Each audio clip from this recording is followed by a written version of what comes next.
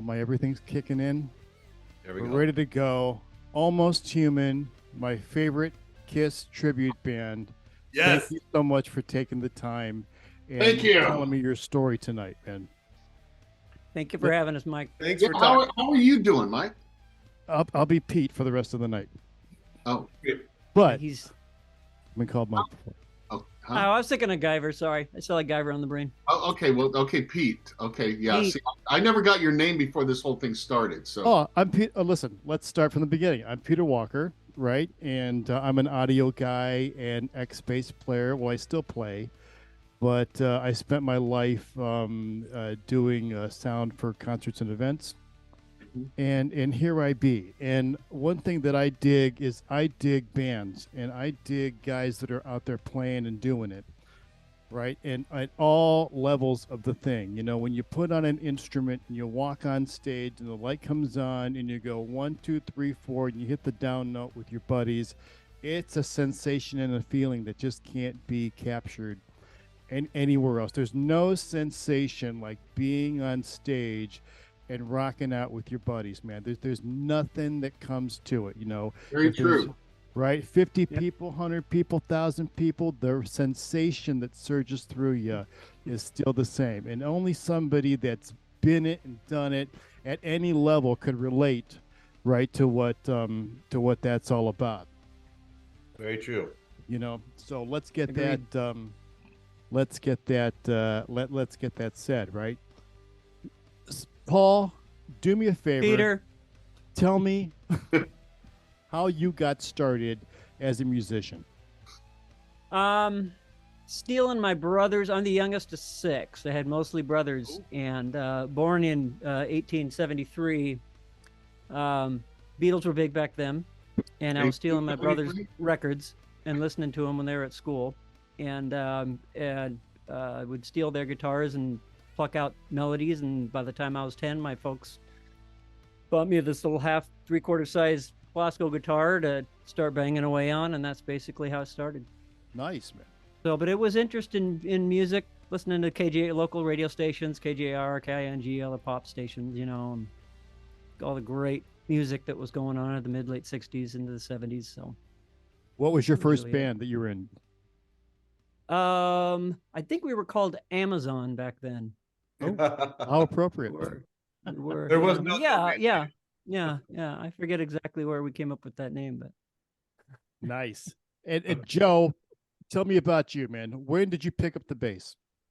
Well, I started playing guitar when I was in grade school, and you know, it's not taking it overly serious. But then February of 1976, I saw Kiss at the Paramount Theater on the Alive tour. Oh, And before that show, to me, the bass player was the guy that hung out by the drummer. Yep. You know, just kind of held down the bottom, maybe did a little backup singing and stuff. But then when I saw Gene just pretty much trying to steal all the attention from Paul while Paul was singing, and I'm like, well, I guess the bass player could be a rock star too. And I don't know anybody that's a bass player. So if I start playing bass, then I will be in demand. And actually, the first time I ever talked to Gene, I told him that story, and he says that's the same reason I became a bass player. And it's, you look at Paul McCartney. Paul McCartney was a guitar player, and it's like, hey, the band needs a bass player. That's why Paul McCartney started playing bass. It's supply and demand. Now, yeah. so yeah, there we go. And you know, he was my inspiration to pick up bass, and the rest is history, as they say. And Joe, what was your first band? First professional band. They were called Prodigy. It was a cover band I joined when I was 20 years old. And we would go out on the road and we would play up in Canada, and we would do like 5-6 nights in a row at the same location, usually in the pub of a hotel. Yep. And yeah, and I would make $75 a week, and that was enough to feed me for the week. Oh, that you got quite the good raise, much more than I ever got.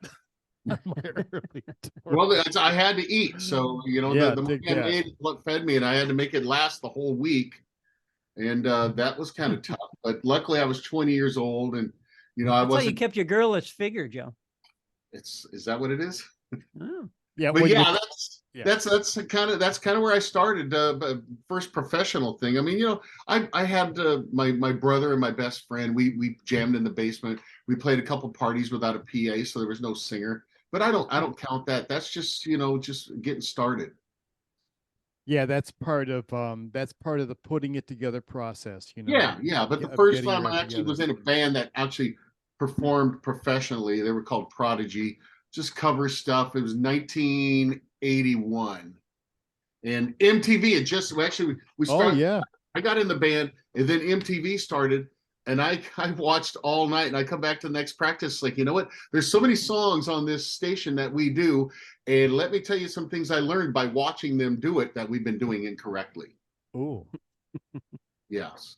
Yeah, you I know used what? to You make a very interesting point there, is that like when I was a young guy learning how to play, unless you saw somebody in front of you with your own two eyes, that was the only way to see anybody do anything. Yeah. I mean, MTV. Yes. I'm talking, like even like for before. me in the '70s, there was Don Kirshner's rock concert, there was the Yes. Midnight Special, Yes. there was the old Gray Whistle Test, and that was Yeah. and Soul Train, and that And Well, there, if you there was was stayed up till 2 in the yeah. morning, you could And it sometimes wasn't catch Hard Day's Night. yeah. yeah. And wasn't there something on ABC just called In Concert? Yeah. I remember seeing Alice Cooper on that. Yeah. Yeah. That's the first time I ever saw Alice Cooper live, and he had this giant toothbrush he brought out on the stage, and I had no idea what that was about. But it's like, it's Alice Cooper. He's supposed to be scary. I want to see him. He was chasing cavities on stage. They were Yeah. scared. Chasing the Yeah. cavity creeps. Yeah, Yeah. fantastic. Chris, Yeah. you're up, man. How'd you get in? All right, I'm up. So I am a lifelong Kiss fan, as all of us nerds are. But my like my cousins, I'm from a very small town. And so some distant relatives of mine ran the house that was basically like the daycare babysitting house. And so my folks dropped me off there, and I see you, Scott, or yeah, thank you. And the older kids just wanted to party, and so it was Saturday night, they're having a house party. They'd, take little Chris upstairs, and they'd put some headphones on me and give me a stack of records. And I started listening to these records, and a couple of my favorite cousins were like, "Oh, you're gonna like this one, you're gonna like this one." And I remember, hearing Boston for the first time, and stuff like that. And then there was Kiss, and I just didn't sleep. I just stayed up and played the records over and over and over, and just got really, hypnotized by that. And they would catch me, I'd be singing along, "Making love, love," and they'd be like, "This little kid is singing Making Love, right?" And then when I was in junior high, I think, before I started playing guitar, probably after the record album situation, is I'd be jumping around with a tennis racket with Christmas lights behind me, pretending I was in Kiss, right? Nice. And I was so into it. And then my parents are like, "Okay, this is weird. We should get him guitar lessons." So I took guitar lessons when I was 10. And then by the time I was in 7th grade, I started my first band with, again, 2 cousins. and our name was Black Diamond, and we only played Kiss songs. Awesome. We played like 6 Kiss songs, and but we only had me on guitar, and I had this little weird box I'd plug into the guitar that would make distortion. It sounded horrible. And I can't remember how we came up with a microphone somehow, but basically it was just me on vocals and guitar, and my 2 other cousins, Hey Jody and Jeff. They were supposed to switch off on drums. It was only guitar and drums, and then the third guy was just supposed to be singing like with a microphone. And we only played Kiss songs. And I turned around. What happened was, and we played the 7th grade talent show. I was hooked. I got the bug. But every time I turned around, the third guy, actually both of the other guys, were not singing, because they're 7th grade boys and they're too embarrassed to sing. I'm up there singing my balls off, and I turn around, those guys aren't singing. I had to teach him how to play the drums badly, and that was my first band. And then in high school, I was into this kind of metal. My favorite stuff is, old Ozzy Osbourne, Sabbath, and Iron Maiden, and stuff like that.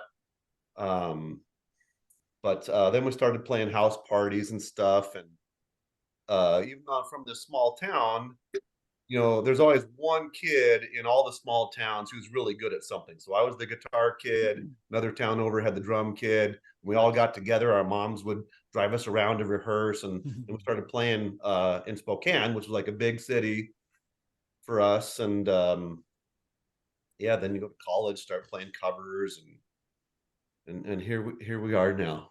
And the rest is history. And the rest is history. You can say that all night. Scott, how did it happen to you? Who Well, put the my sticks in story's- your hands?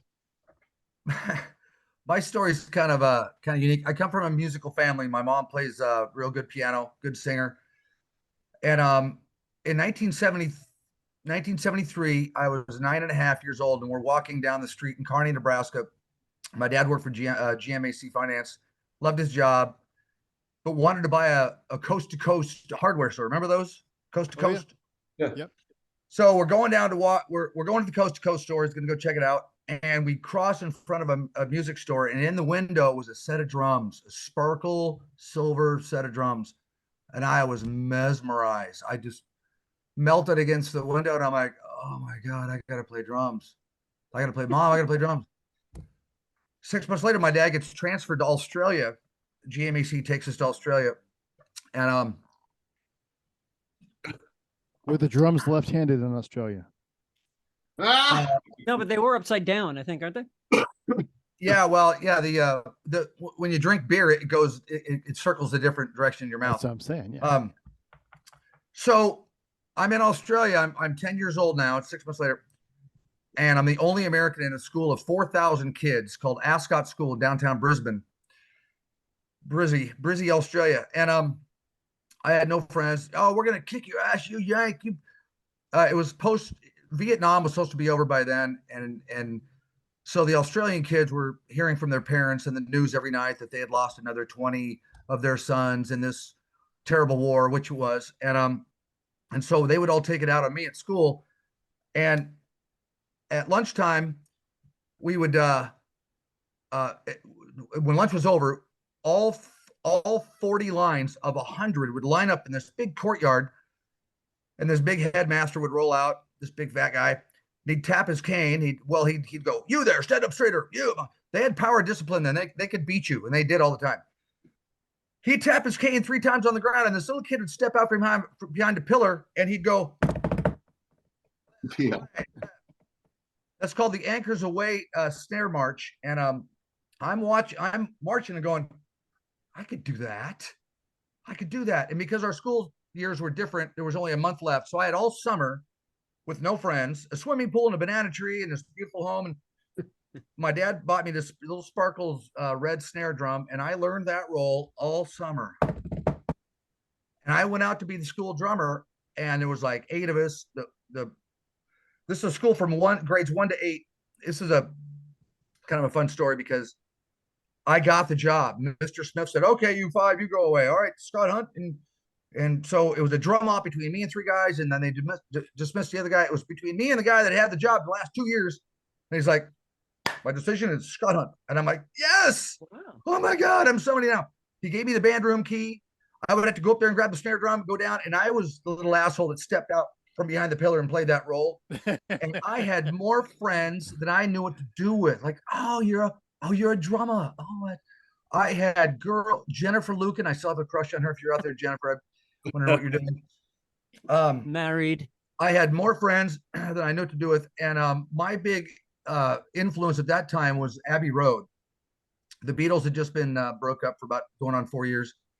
And my mom had bought Abbey Road, and I just fell in love with the Beatles. And the vocals of the Beatles, what really got me, it taught me to sing. Because the one thing about Almost Human, which is kind of fun, is we all sing.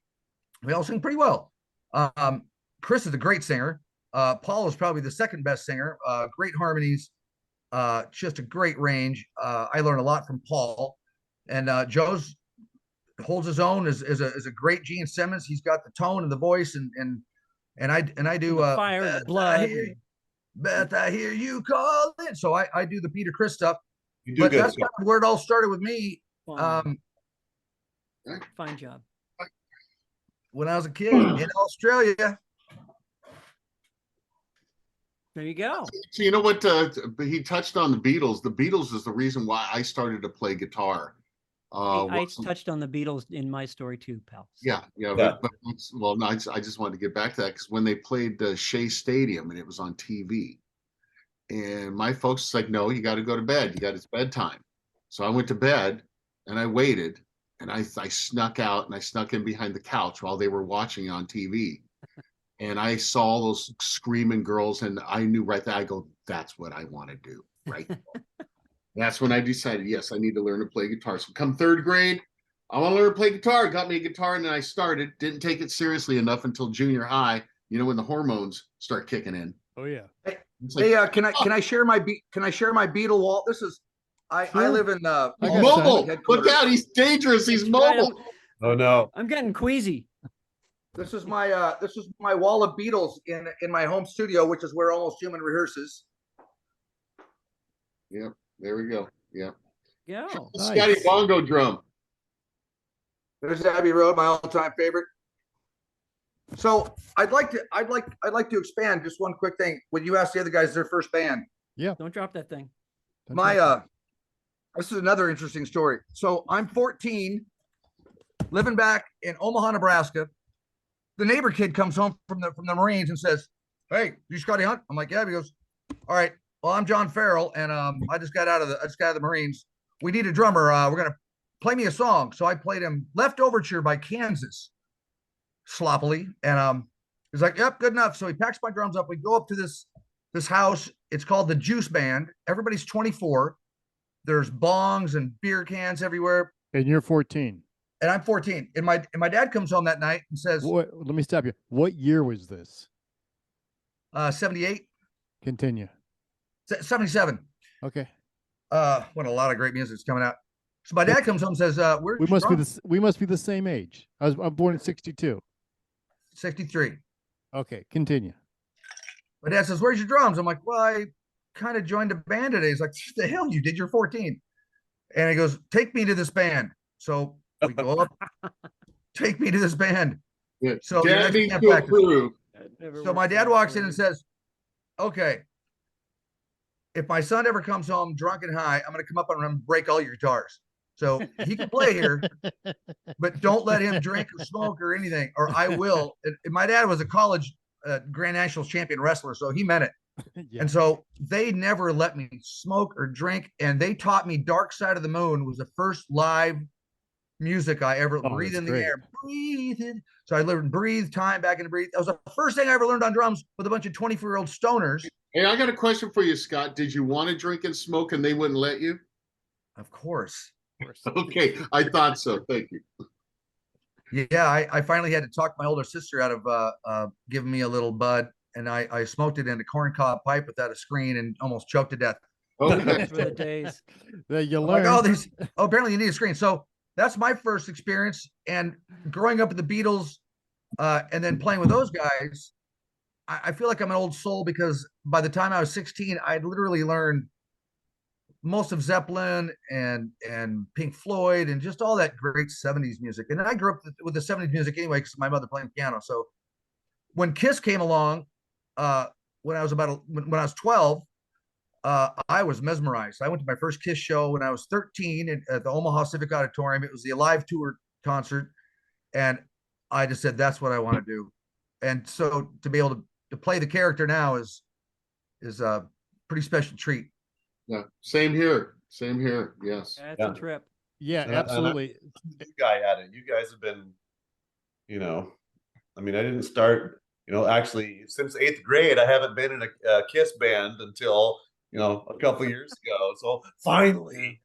Yeah, same here. I'm like, Which one of you was the nucleus that started this thing? Was it an ad in the None of us. internet? Like, Like, how We're did this all thing come second, together? third. None of us are original members. I am the oldest member in the band. I do believe I'm hitting about 8 years right now. Okay. And this band was originally formed with some guys that did it for a one-off thing for somebody's birthday party at the Comet Tavern. Comet. Yeah, and their friends, it's like, oh, you guys got to play again. You got to play again.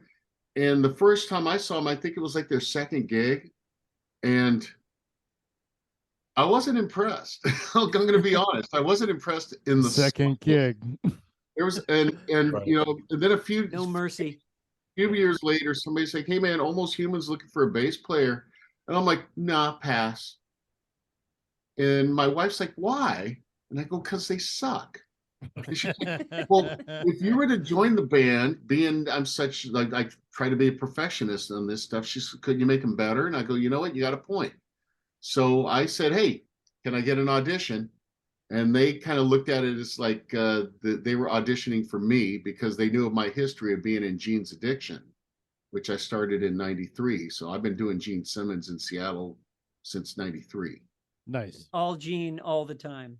Yeah, and and so I wind up joining the band, and little by little, guys drop off, and guys that are better step in, and now we're so much better than that was back then 8 years ago. Thanks, Let- Joe. Let me ask you this. When was the first show that you guys did with this configuration? Oh, that was the Was that Quest? Northern Quest, Northern January Quest. 2nd, Sure, New yeah, Year's Eve. where three of us came home with COVID. Yeah. Yeah. Call that the COVID show. The Yeah, the COVID gift, show, that- yeah. gift that keeps on giving. And how long ago was that? COVID-free. So, which is a trip January because- 2020. Yeah, 2020. It was their first gig after, just starting to come out of COVID. So these guys were pumped for a show. Sure. They had, first of all, at this casino, it's phenomenal stage, beautiful light system, amazing cameras, multiple Oh, cameras. and video screen. They catered to Video us back so video well. screen, and they were just put on a excited for great a show. show. They had Sure. a different light set for every show. They had a different specific screen images going on for each show. They had this big Salt. lightning great storm song. going on behind the Ace Frehley guitar solo. It was amazing, Nice. and we got the most pristine footage from that, and we put it out a wonderful Yeah, promo as a result. we Yeah, made a But the promo coolest video. thing is that our new guy is the one that got us that gig because he's the Spokane feller. Right. And I can actually see that casino. If I live on some acres out here near there, and I can walk to my mailbox and see that casino. And that was our first gig together. Is my first Paul Stanley gig ever. I was scared to death. Sure. The boots are frightening. I don't know if you ever worn boots like that, but No. trying to act like you're not wearing 7-inch cinder blocks on your feet and perform, it's scary. And Yeah, I wore Reeboks when I played, so yeah, Yeah. no, it's a different situation. And I got the costume and the guitar and some other stuff from the previous Paul Stanley, so I'm wearing all this recycled stuff. And no, I was scared to death. I really was scared. But I feel like it took me about halfway through to not be totally awkward, at least Chris, from the if I inside. don't mind saying, you killed it for not doing the banter, for not doing it in front of anybody on Yeah. that big, wonderful stage, because that's like a tour type stage. It's for 2,000 Yeah. seats. I was blown away. After about 3 songs, I just kind of looked at the stage, looked around. I'm like, we got ourselves a singer, boys. Yeah, Hey, you guys, nailed let it. me slow you down a click here, right? I really want to get into it. I really want to know like all the specifics of putting together the production for your Oh, first geez. show and what that was about. I mean, you mentioned that you got some costumes from the previous guy, right? Right. Okay, that's a great start because the thing about what you're doing is it's labor intensive. Just Yeah. the costumes, the shoes, the makeup, the everything Takes that a goes lot of into this. Takes a lot of this. it. Yeah, it takes a lot of everything, and it certainly takes more time and of that. dedication. No, you can't see it. Time. Time and money. Yeah. Yeah. Yeah. So when you're doing this first gig with this configuration, like are you guys carrying your own drum riser in there? Did you make sure all your backline was all matching and all matching heights? I mean, tell me about what you put into that. Did you have pyro? I mean, that's the kind of shit I Well, want to know. nobody lets anybody do pyro indoors anymore. When it comes to Oh. pyro, the best you can do is the fog geysers, and they got something Yeah. called cold spark, which we found out you still have to have a goddamn fire department permit for the cold spark, even though it won't light anything on fire. Yeah. But no, one of the great things about having Paul Rico in this band is he came to this band with 2 full Marshall stacks, and we love him for that. Mhm. So That's a good bring. yeah, Yeah. and I was all about the Ampeg SVT with the 810 cabinets and stuff, and I know Gene used to use 3 and even more cabinets, but you know what? I don't have a trailer big enough to haul all of that, so I'll I bring dig 2. I'll bring Or a 2. team of moose to move it. But Yeah. and Listen. actually things have evolved over the years. We actually have our own drum riser now that we can pull out of the trailer if need be. Thanks We to have Chris. decided to scale down with all the cabinets and everything, and we're running more direct, but we have scrims and banners and stuff. And we also have our lighted KISS sign, which we inherited from the original guys. The original lead guitarist made this with actual little light bulbs. There's Uh-huh. 189 bulbs in this sign, and I know because I've taken them out and cleaned them and put them. Yeah, But, that's dedication. Yeah, so we're ramping things up, trying to make the show bigger. I mean, the very first time we played, we didn't have a lot of things. We're just trying to get the ball rolling with all the new guys and stuff, Yeah, But- and let's be fair too. That the music, it's all about keeping it tight and Yes. keeping that tempo together. Yes, yeah. And- It's about the music. It's about the choreography. Yep. The choreography is very important. When I first joined Almost Human, there was no choreography, and I said, Oh. "Well, what about choreography?" And they go, "What do you mean?" I go, "Dude, if we're going to do the KISS show, we're going to do it correct, or I'm not joining this band." Yeah. I put my foot down.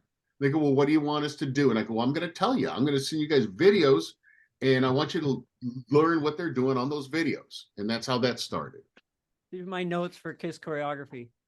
Yeah, Paul's all about notes. I haven't subjected these guys to this yet, but It looks Thank like your you. tax We've return. got notes. sky's the limit.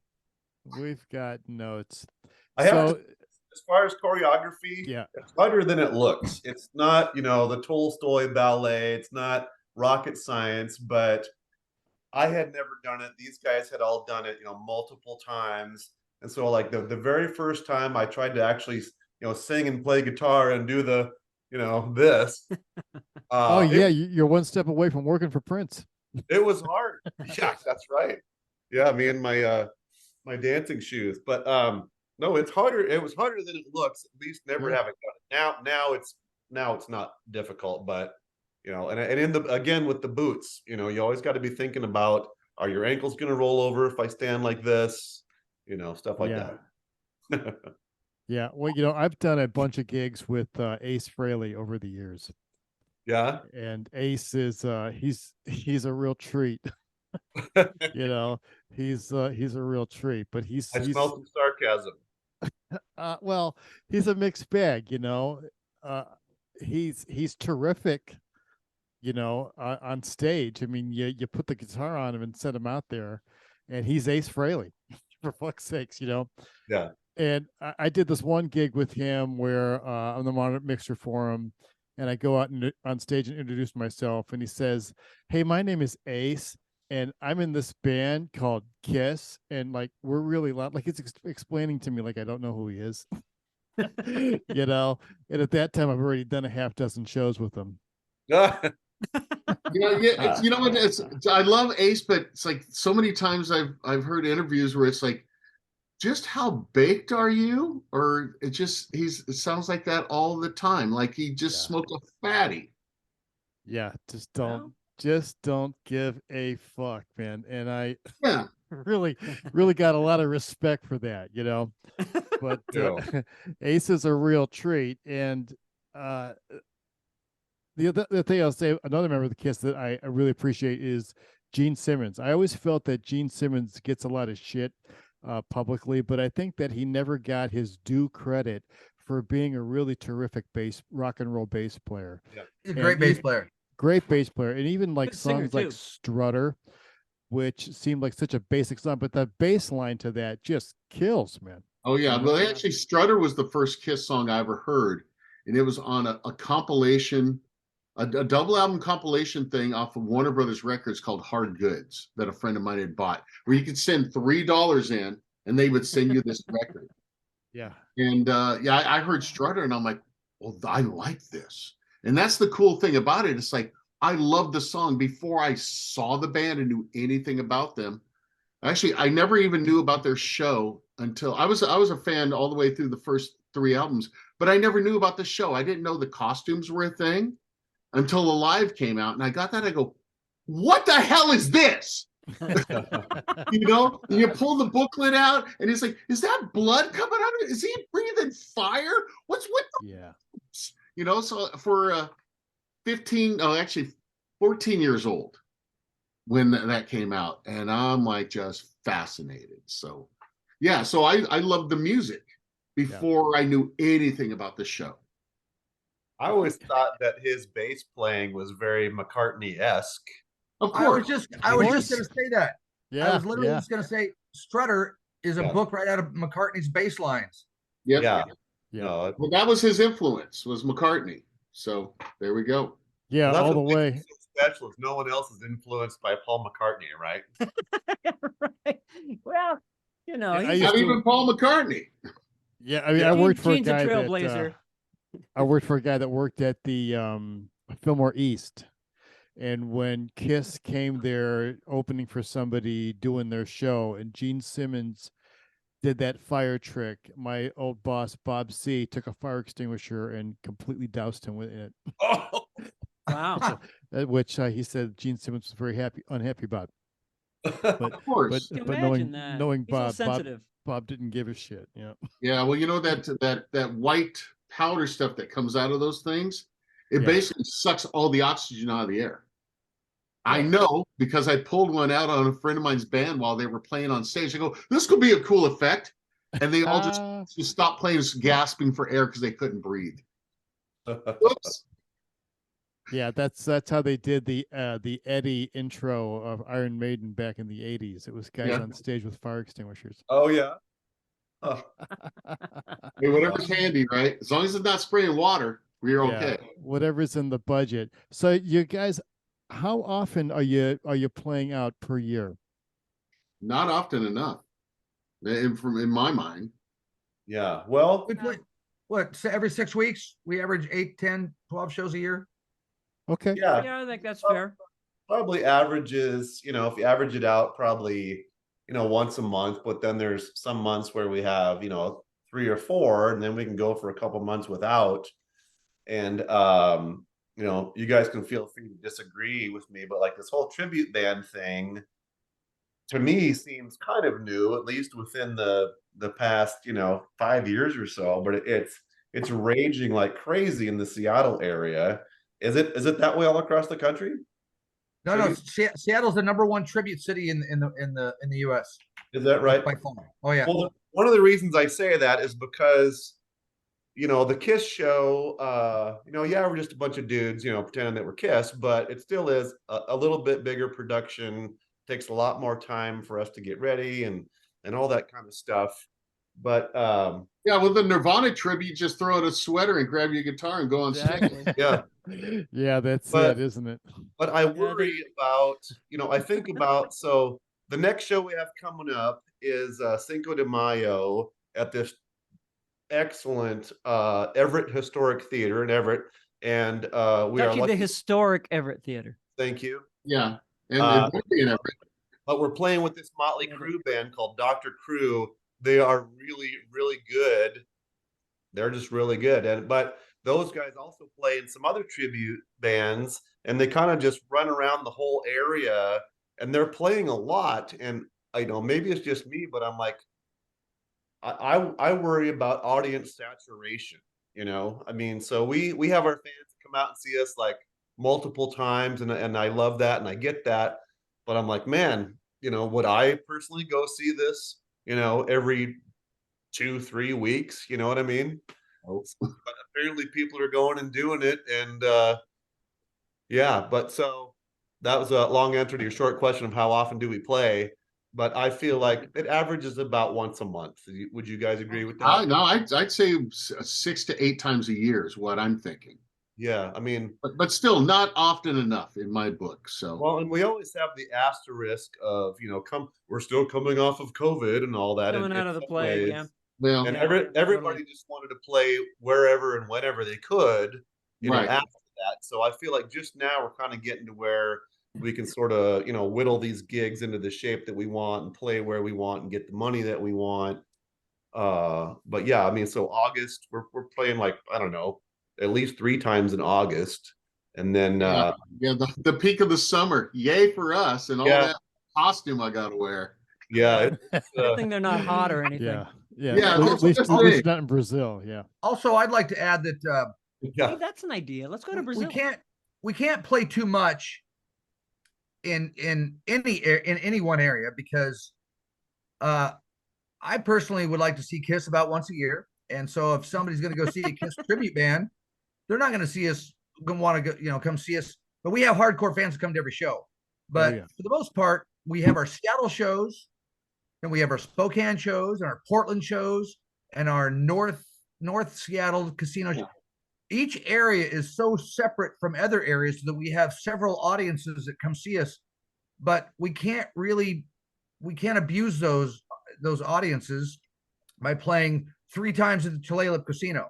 We can Right. play twice, 6 months apart. We can play Portland 2 or 3 times, 3 or 4 months apart. So we're such a specialized. It's like if we were doing 80s Exactly. tribute and they wanted to hear all those great 80s songs, people would come out and see us all the time. Yeah. every Yeah, every they either weekend. they can Well, turn the let me- radio let on, my- or they can come out and see a live band play.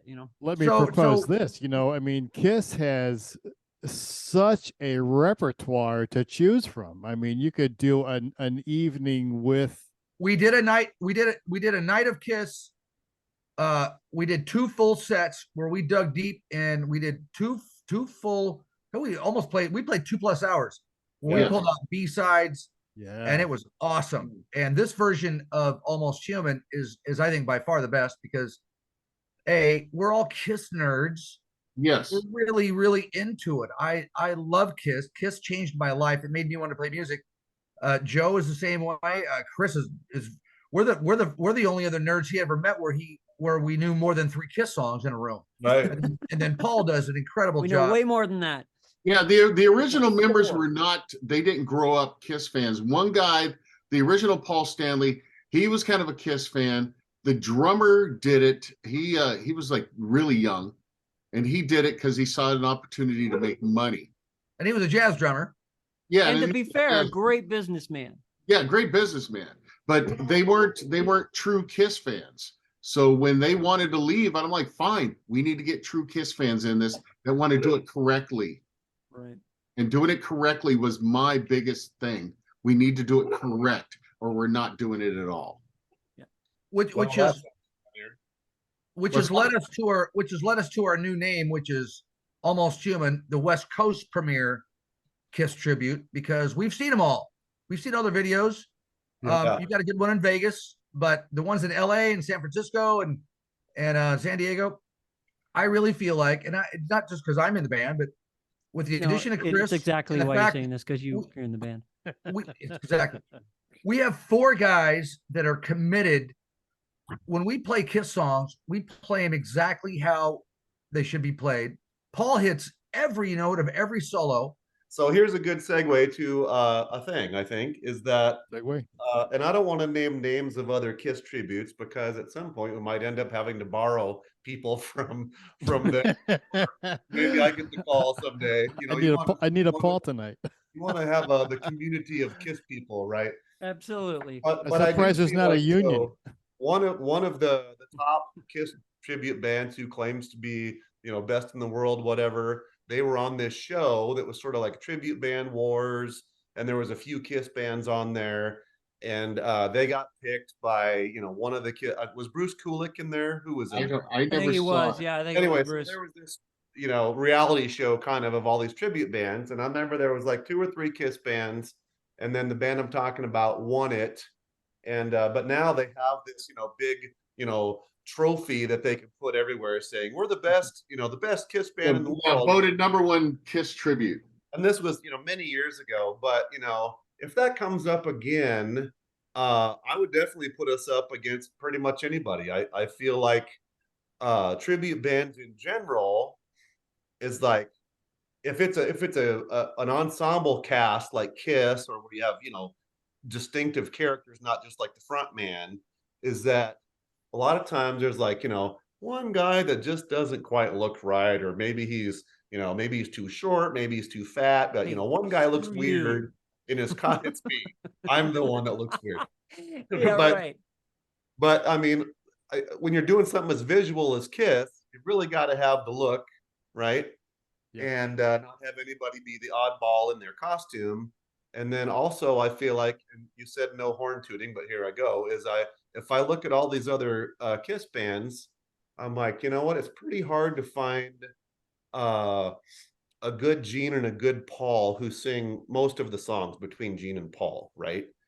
I feel like me and Joe. By the way, Joe is one of the best Gene Simmons in the country. I said it the first time I laid eyes on him. Thank Before I even met him, I'm like, this guy is one of the best. Because I looked all around. I'm like, I didn't want to be in a shitty Kiss Let it tribute. be said, man. I've seen your videos. You guys look great. You know. Oh, Well, thanks, I'll man. tell you, one of the pluses for this band is both Chris and myself are the proper height for Gene and Paul. Yeah. Because there's a lot of tiny, yeah, there's some small guys out there, and There's a lot of short starmen.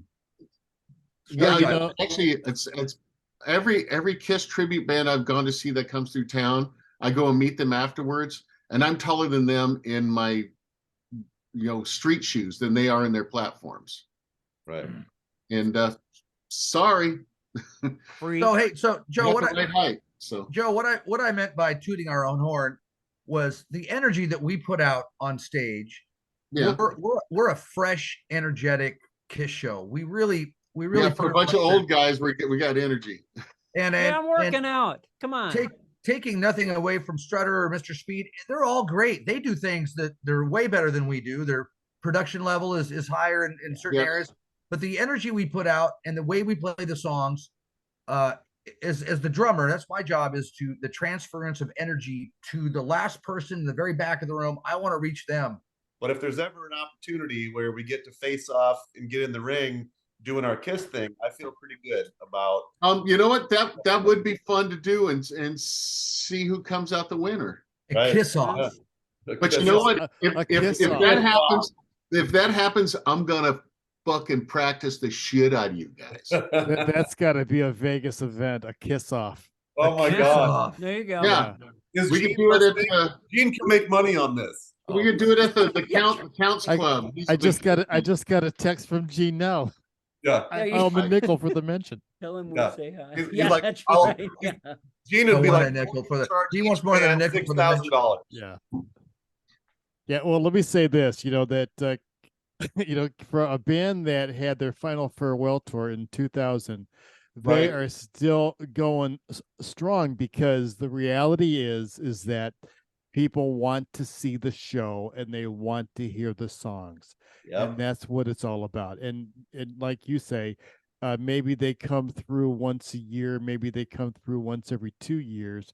When you have a local option to go see it locally from a bunch of guys that are bringing the fan experience right to your local venue, that's the future of it, because Kiss and all of these classic bands, all of them are retiring. All of them are at the end of it. All of them. Oh yeah, they're at that age. Yes. It's just what it is, And Yeah.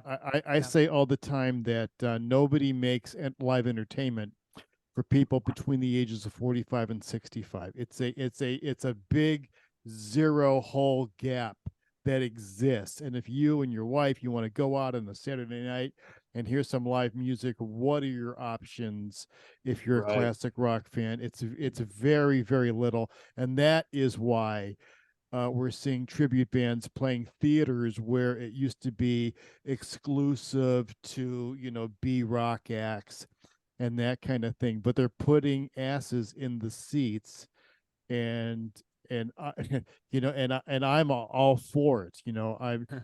Where I grew up in Cleveland, where there was a very strong music scene, and I had friends of mine that, bought a house by doing sound for local bands.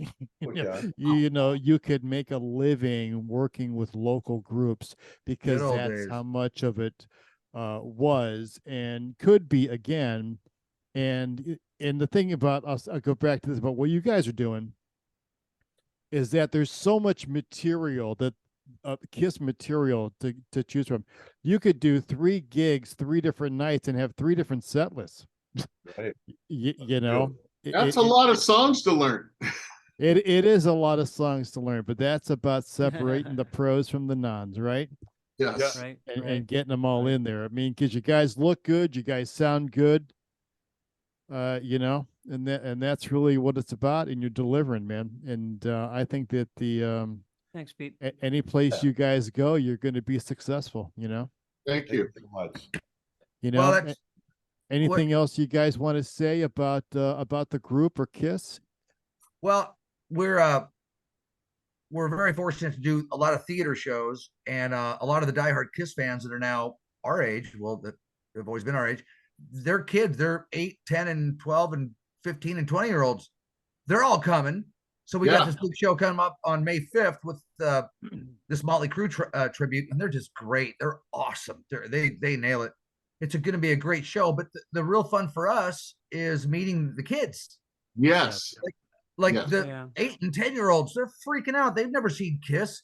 They've listened to the records. They've learned the music because their parents are still listening to it. They'll prime them for one of our shows. They'll come out and see it, and we're like the real thing to them because they've never seen anything like this. Yeah. Uh-huh. And if they're right down front, we have signature guitar picks. We make sure the kids get, Nice. and every now and then we'll pull out some old T-shirts and give them to the kids too. Because Yeah. you get the kids on your side, you're going to be famous.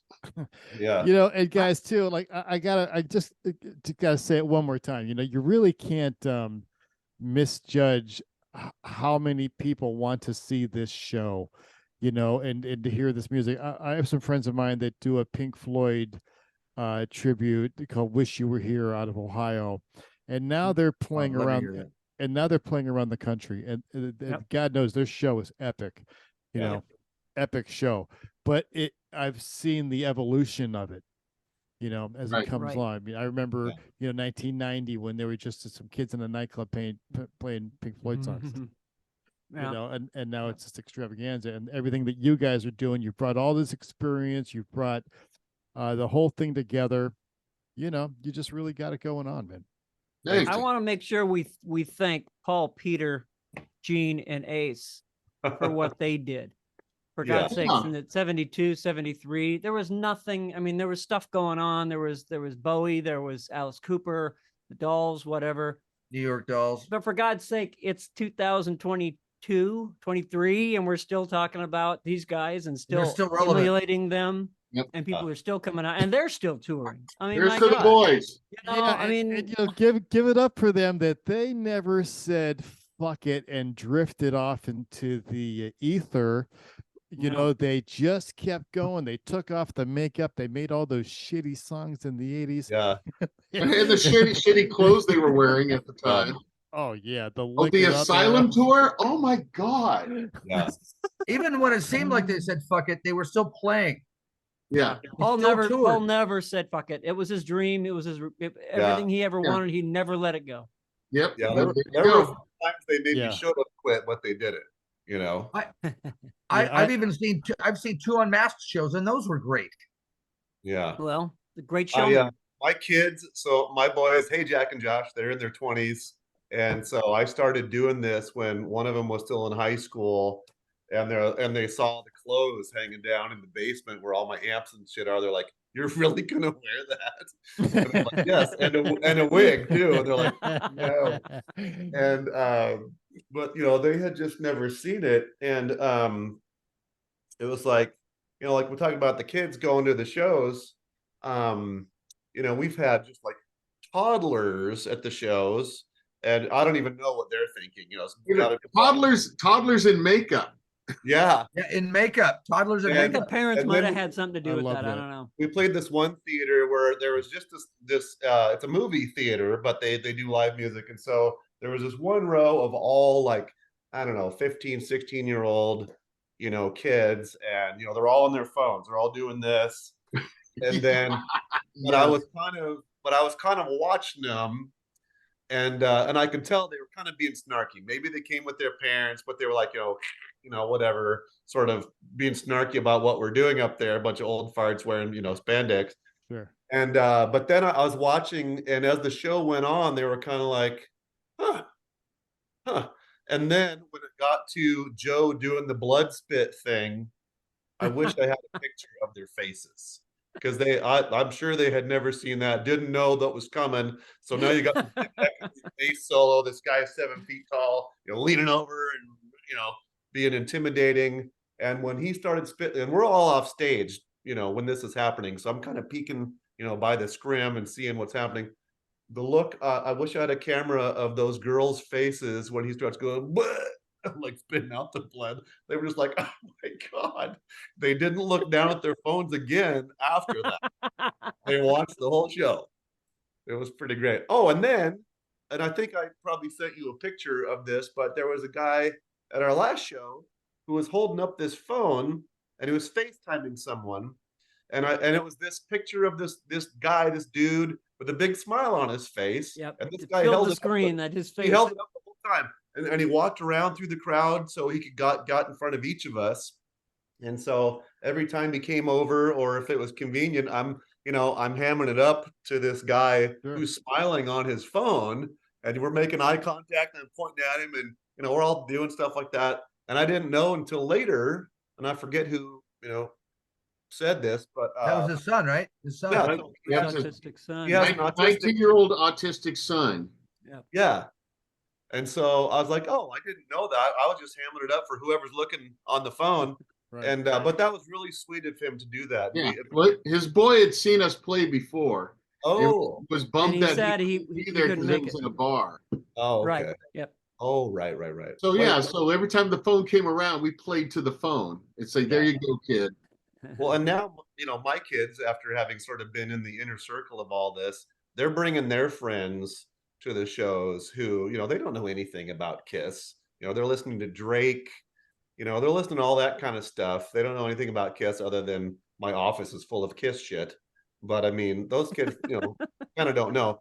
But so now we're getting like, 20 somethings are coming to the shows, and Lots of 20 somethings. No, but they're saying, hey, come watch my dad dress like a woman and prance around. and I We do. call it Thursday. Yeah. Right. Such a Yeah, good time. that's the whole point Don't that I brought judge. up that the whole reason I brought up that Pink Floyd group, Wish You Were Here, is that's exactly what the bass player Eric told me, is that when they're doing these shows, they're looking out in the audience and they are seeing an entire young crowd that is discovering Pink Floyd for the first time and then Right on. coming out and Awesome. seeing these shows. And I got to imagine that that's got to be the same for all these groups, True.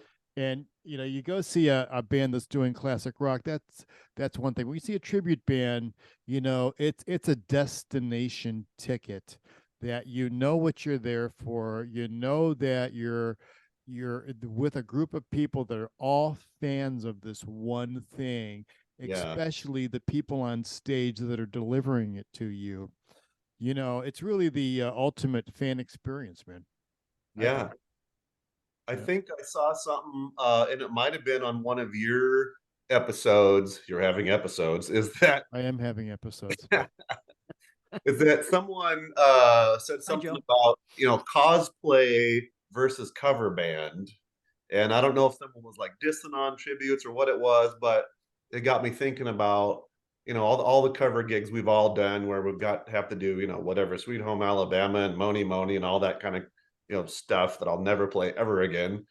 but the difference of doing that and doing what we do, I guess it is a little bit like cosplay, except we're just very loud at doing it. You know what I mean? Yeah, I disagree because I remember that there was a Facebook comment, and what Okay. I said is that it's not cosplay because cosplay is implying that you're not doing it. Oh, You're actually doing it. You're getting okay. on stage and you have a guitar and you're actually singing and you're with a group of guys. It's 1, 2, 3, 4. You come down on the beat, you're doing it. Yeah. And guys, for me, I go to work, right, and I do these arena shows and I put up this giant PA. They bring in the lights and the video wall and this big production. And then Oh, we want to come play at your venue then. Yeah, we want you to come. We need a sound man, by the way, Pete. Yeah. Chris? Did you get his number? I We can't recommend the afford guy. it. We All can't. right, anyway, go ahead. What you were But saying. the point of the story is that you take a band of what you're doing and you put the proper production around it, and that's what it's all about. Production's everything with us. Production is everything. Yep. And God knows the cost of doing a good-looking show, even Right. at a nightclub and small theater level, is a fraction of what it was 30 years ago, 20 years ago. Yeah, everything's And- digital. and the gags are cheaper, and we're not doing what I was doing, which was a guitar string in between two alligator clips, and it burns when you hit the switch and falls into the gunpowder, and poof, and Yeah. that's the pyro. Oh yeah, Oh, flashbang. those were the days. Yeah. Which is why you can't do that in nightclubs anymore. Which is what Kiss was Well, doing I in think '74. White Snake is why you can't do it in the clubs anymore, isn't it? No, that's No, great. it's No, great it's white. Cinderella. Great White. Great White. Great yeah. Great White. white. Well, Sets I, the club on whatever. I'm sure we all did it, but my pyro I made in high school was the back of a Radio Shack speaker off a 12-inch speaker. So it was a can. And I installed the dimmer switch off of a Ford Mustang was the foot switch. Jeez, So really? So you got this big can and it was about this tall. And then, I just ran lamp wire to a wood block Yep. with 2 screws in it, and however many strands off of the lamp wire I thought were sufficient to pop. And because I grew up on a farm, in fact, I just brought all that stuff home. I moved my mom off the farm a while ago, but my family had like kegs of gunpowder and all the reloading Oops. tools. And so I just Keep it literally dry. brought a keg of gunpowder home from the story I'm telling you now. It's Yeah. still like half full. So if we want to use those at Everett, I know how You to guys make still have the options. Guys, where's your next gig? It's It's Historic May- Everett Theater in Yep. Everett, Washington. Cinco with de Dr. Mayo. Dr. de Mayo. Crew. Yep. So Dr. Crew is the Motley Crue yeah, with- tributes, and they're awesome. They're the reason I actually They're got phenomenal. into tributes. Yeah, they do a But yeah, phenomenal May job. 5th, They're Historic great Everett guys, Theater great performers. next Friday. And so Kiss and Motley Crue, it's such a cool venue. It's really is awesome. It's I a very, love very old theater and haunted as well. So that. that's Was it That's what they haunted? say. yeah. That theater. Yeah, they got posters of all the old performers, and Lon Chaney's on the wall, and John Oh. Philip Sousa's on the wall, Marlena Well, that- Dietrich. It's amazing. That theater was the Hollywood of the North back between 1908, 1918, 1920. If you can make it here, then you'd go to Hollywood. When you came from Chicago doing What Broadway city? shows, you didn't go to Hollywood. You Everett. went to Hollywood. Everett, Everett. just north of Seattle. Everybody went to Everett. If you made it at that theater, then you'd get a shot. So Actually, Everett, Washington, birthplace of Kenny Loggins. Do they have touring Yeah. musicals that come into that theater? yes. Well, no, not now. I don't know that they No, do any It's longer. just No. it's purely a music. It's purely a music hall now, but it was at one Well, time. no, It was- they do plays and stuff too. They do. oh yeah, I guess they do. Yeah, some Yeah. plays. I've been to Everett, Washington with Jesus Christ Superstar in 1996, I think. You'd come back and visit again. That was probably it. That was probably the venue. You might have done, yeah, because they were open. That's then. probably it. Yeah. Yeah, probably it. Probably then. there. I can't think of other big place in Everett, can you? Yeah, no, I can't either. No, that's where you went probably. It closed down for several years, and then a woman uh that had a grandfather that worked there back in the 30s uh said it was her dream to have it open, to have it reopened, and so she married this guy, and he's like, well, I'm gonna make it happen for you. Money. And he opened it with her, and then she passed away a couple of years ago, cancer. And there's a picture of her on the side of the stage, a really nice sketch drawing. And his name escapes me, but he reopened it, and he's going to keep it open because it would have been his wife's dream to have it open. So Nice. and it's a great venue. It's just We should get a picture with her picture. We will. You Yeah. know, be guys, awesome. I worked at Radio City Music Hall for a decade, and to this day, when at night an electrician takes out the lone ghost light and leaves it on there at night Ah, to keep away the Rough. ghost. They still deploy the ghost light. They do it there, and I know they do it at the Beacon still. They used to have that at the Paramount Theater. I worked for a catering company, and I had access to the Paramount Theater. They didn't even know I had a key to their front door. I could go in there anytime. There was no alarm system, and I would take girls in the middle of the night. But anyway, they had this floodlight all the way at the very back of the balcony, the very back wall, shining down on the stage, and that was the only light on in the whole theater. So it was great to bring people in there at like 3 a.m. and scare the shit out of them. Yeah, spooky old theaters. No doubt about it. Guys, Hey. man, great talking to you. You know, I really appreciate you taking the time, and What does this mean? It means I don't power. know. Japanese for power. Yeah, Kung Pao. it's a Chikara symbol. Kung Pao. Kung Pao, and the other one means chicken, I think. Yeah. Or pork. I'm not sure. Hey, Peter, I have a report. question for you. Yeah, I got an You- answer. You mentioned Wait a minute, do it like Paul Stanley. I got a question for you. I got You. a question for you. I got a question for everybody He here. is here tonight. How many of you people? That's great. So you mentioned the Ryman Auditorium, right? You mentioned that. I do you did. know I a did guy not. named, do you know a guy named Brian Gavron? No, Hmm. not He- by knowledge. I forget what his position there was, but like he was there for like 20 years, and he wasn't the stage manager. He was more like he was more on the artist side of getting them where they got to go and make sure they get fed and all that kind of stuff. But some group of people got together and made him an acoustic guitar from the wood of the old seats. Oh, no shit. Yeah, and his name is Brian Gavron, Gavron, and he and I are buddies now. I moved to Spokane, married one of my wife's friends. So anyway, That's an interesting maybe he, story, know- man. maybe he knows just- you. I just saw that posted the other day, Chris. Was that something just came out? What? I just saw that posted the other day. Did that story just come out? I read Mike, something. about- I mean, Peter, feel free to leave any time. We're just going to sit here and chat. No, this is still the show. This is the good part. This is actually. Hey, well, the he is good he part. is spaceman. He's from the International Space Station now. There, No, space it's child. it's terrific hanging with you guys. You know, I mean, the thing about musicians is that they're all the same everywhere. You know, I mean, it's all the same hang. And you know, one of my jobs is I'm a monitor mixer on stage, and you know, dealing with musicians and hanging out with them all day long, and Yeah. getting All the getting their same. listening environment together. You know, it's just like this. You know, we're just hanging out and talking, and you need more of this and less of that. We're a weird bunch.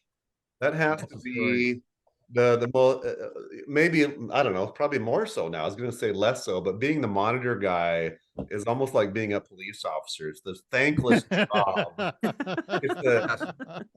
Everybody thinks you suck. You're much safer being a cop. You know, if you're doing a great job, they probably won't say anything, No one right? says shit.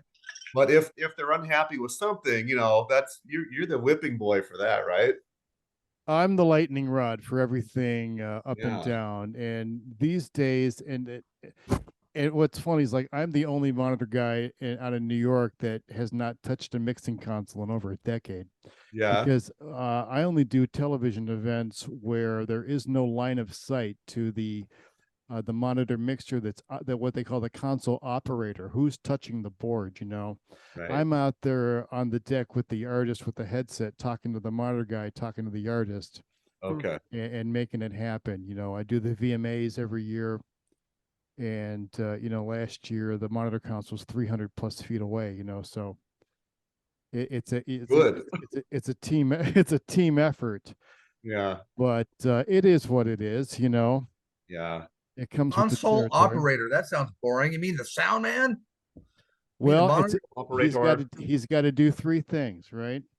He's got to manipulate audio information. He's got to capture and save audio information, and then he has to recall that audio information at the appropriate time. And that's what the job is. Controlling the acoustical environment is what I'm down there for, and to be bumpering and dealing directly with the artist. That's what I do. Man, Right on. it had to be, Yeah. tough in the old days because now, you know, everybody was bringing a stack or a half stack to a small show, and it's blowing at their pant legs, right? And it's murdering the people in the front row. Oh yeah. But you know, of course, the singer can't hear himself sing because No. the guy dimed out Marshall, Yep. blowing at his pant legs, and I so don't know that what you're talking about. had to be the worst time. What? I can't hear you. Ah, I Let me guess. There's somebody in your group that's doing that. The more anymore. I need more everything. Yeah, no, Yeah. we've got secret magic dust now. We don't. Yeah, now we play We don't direct. do that to our roadies.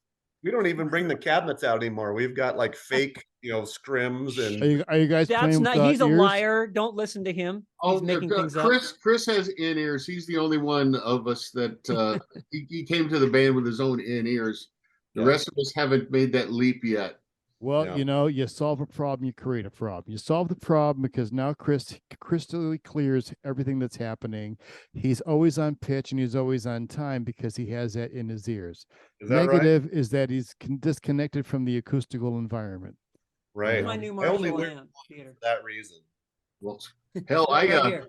my thing is I use foam earplugs, right? And I tell the monitor guy, give me everything through my monitor as loud as you can do it. Can you please make everything louder than Everything louder else? than Yeah, everything that's pretty else. much That's it. right. But All right. the earplugs let me know what I'm singing, that it's in proper key. I don't trust going through the monitor. I want to hear it in my head. Right. Yeah. So now that you've let that cat out of the bag, I have one thing. So Peter, Let's one hear of it. the top guys on the planet at what you're doing.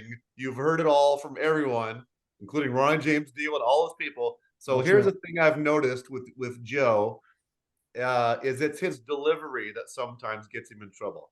And so what he'll say when we're doing sound check, he'll be screwing these, you know, squishy foam earplugs in his ear, and then because now he can't hear, he's talking louder, right? Oh, sure. So he says to the monitor guy, I'm wearing earplugs, so you're gonna have to blast me with that monitor. And I'm like, the monitor guy has to be like, really? I mean, yeah. Yeah. So Well, yeah, because here's the thing. Yeah. You have to look at from the standpoint that I have an objective, and the objective is to make sure that the artist has a listening environment that is going to enhance their performance. Because when the artist has to concentrate on their listening environment, it's taking away from them concentrating on their performance. Thank you. Thank Right? you. So- Are you sure you don't want to come over here? Positive. Yeah. But Because we So haven't the- found this person on the planet that approaches our show like that. so that Cinco that de said, Mayo, Everett Theater, be there. when you have somebody on stage that's putting in earplugs, like especially foamies, right? Yeah. You're taking away the one thing that you need, which are all the T's and the S's, which is all your sibilants. You know, now you've taken that away. And now all I could do is turn up a listening environment that is not achieving your goal, which is to have sibilants. Yeah, and that's just what it is, you know. Okay. Well, What I'm do the you- next guy to go. I'm the next guy to go in ears. I'm looking at some now. Peter, so for someone like Joe who has worn the foamies for so long, what do you think about there's some new earplugs out that somehow let the sound through? Like there's one called Eargasm. There's a few of them. Do those work? Oh, there's all kinds of good crap out there, you know. Good crap. Well, you know, And he means that in the nicest way. I mean that in the nicest way. There's all kinds of solutions to that, and getting some kind of in-ear package, you know, at an entry level is pennies these days compared to what it used to be. Okay. You know, and like I said, solves a problem, fix a problem. The one thing that we do with ears, which is a mandatory, is that we put microphones around the front of the stage and we feed that into the ears, into the ear mix, right?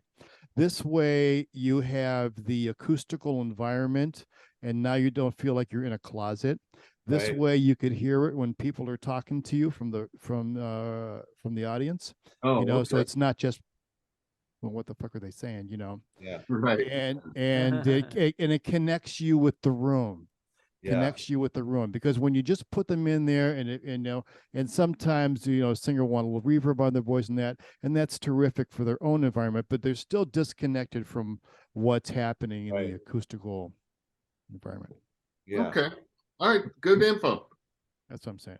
So, Thank- Pete, is that behind you, right to left? I see Ace Frehley, Buck Dharma, Blackie Lawless, and Roger Glover. No, not Blackie Lawless. Nikki. You know what? I just bought this walnut Gorgeous. Rickenbacker a couple months ago. Shocking, came out of the case in tune. What? Faces will do that. Yeah. Cool pickup. What year? Unbelievable. What year is that? The Rickenbacker, Yeah, the Ricky. Yeah. it's brand new. Oh, so it's Brand new from the run 20 of the whatever. Okay. yeah, the walnuts they did. Oh, I see. Yeah, there's no split in the horseshoe over the. Yeah, Yeah, and I huge. play through a Okay. Kemper, so I've got every sound Oh in- God, those things. in the world. I got a but, buddy just bought one of those things and he's blown away. it's you know, I mean, there's just nothing else anymore. You know, that's it. I mean, everyone's playing through the Kemper, and there's a reason. But Yep. the thing about the Rick, though, is that no matter what setting you take it on the Kemper, it still sounds like a Rick. You know, there's Yeah, no, Yeah. it Those is little what it is. toaster pickups, man. You just can't. No, It's but the neck pickup anyway. But, I yeah. I dig it. It sounds just like Rick. it sounds Like just a like Rick. Motorhead, yeah. Yeah. Like It's funny. I got a supposed- dude working on my smoker guitar right now who is actually a guy that worked at the Rickenbacker factory for quite a long time until he just Oh, couldn't nice, handle man. their bad decisions anymore and left. And then he Well, I worked was- for American Music up here for a long time. I was really surprised with the build quality, Oh, right on, you know. right on. So it really It exceeded may my have passed through expectations. Mark's hands. You never know. That'd Hey, be awesome. is your podcast out of New York? Is that where you're out of? I'm in Cleveland. Woodstock, New York. New York. You- I am in Catskill National Park. Are you a Jets fan? I used to have season tickets to the Giants, Oh, but I grew up in Cleveland, so I was a Browns fan. You know. oh yeah, Ernest Oh, Biner, I'm sorry. Ernest My Biner, deepest condolences. Kozar. I loved all You know those it. teams from 80, 85, 86, 87. I love the Browns. You know that, but I don't watch professional sports, because living in Are we the- done? I don't watch sports because I have guitar solos to memorize. Yeah, Right. dig that. But guys, listen, Jeez. I loved our time together. This was fantastic, and I Thanks hope for having that us. listen, I Yeah, hope a thank you, bucket list Pete. that I come get to see you guys sometime. You know, That would be a blast. that would Love be it. a blast. All right. Well, thanks for having us. Yeah, You guys. got to leave New York. Listen, don't worry. You can set your watch by when I'm leaving New York. It'll be in a Hey couple of man, weeks. come to Seattle August 5th. We're doing a big downtown street fair. We'll put you up. Nice, man. Nice, We'll man. stay at hook the all- you up. Look at him spending money he doesn't have. Okay. Yeah, we'll What, vacuum the streets for you. we'll Just put him gotta up here. out. I'll put him up here at the Almost Human headquarters. My You go house. right ahead. He's got a nice house. He does have a nice house. Last time I was in Seattle, the place looked like it needed a power washing. Uh, I own a pressure washing company, so Perfect. they should have called me. Perfect. That's right. He is. I the know pressure some place washer that needs your man. services. He's the dude.